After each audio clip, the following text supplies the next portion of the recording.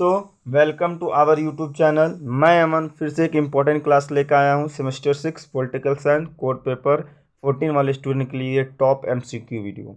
ये part 2 video है, इससे पहले पार्ट 1 आ चुका है, उसको भी देख लो। ठीक है, इसका पीडीएफ आपको अमन सिंह टेलीग्राम में या तो व्हाट्सएप ग्रुप में फ्री में मिल रहा है, आप ले सकते हैं। ठीक है, लेकिन कंडीशन ये है, जो कोर 13 में गलती हो वो कोर 14 में अब गलती नहीं करना है। हम भी उसी के हिसाब से वीडियो बनाए कि गलती नहीं होना है।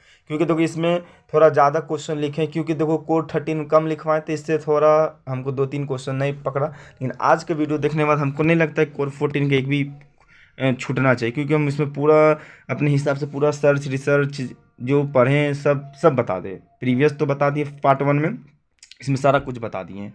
ठीक है, हमको भरोसा है कि इससे बाहर नहीं जाना चाहिए।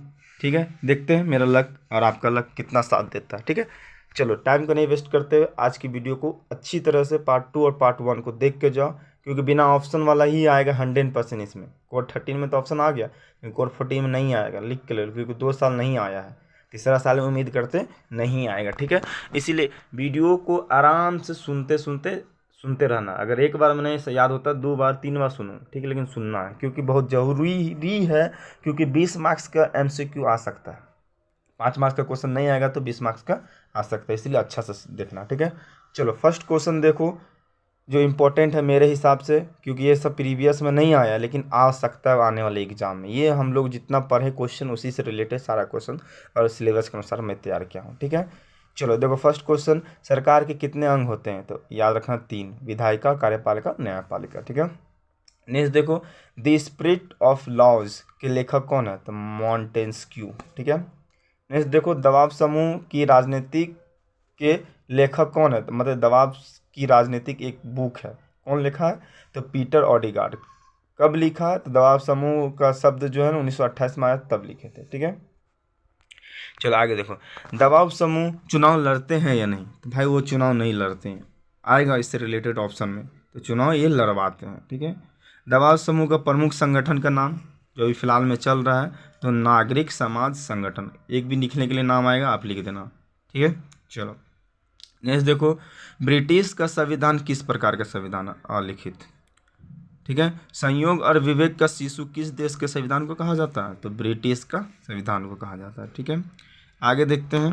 ठीक है, चलो, अमेरिकी संविधान विश्व का पहला लिखा हुआ संविधान है। ये क्वेश्चन नहीं, आंसर ही है इसमें, याद रखना कि ये पहला संविधान है। इसमें फिर से आंसर वाला ही बना दिए हैं कि अमेरिका संविधान का पिता अगर कोई पूछेगा कौन है, पूछेगा कोई नहीं, कल एग्जाम में पूछेगा तो उस समय आपको लिखना है, बताना है जेम्स मेडिसन।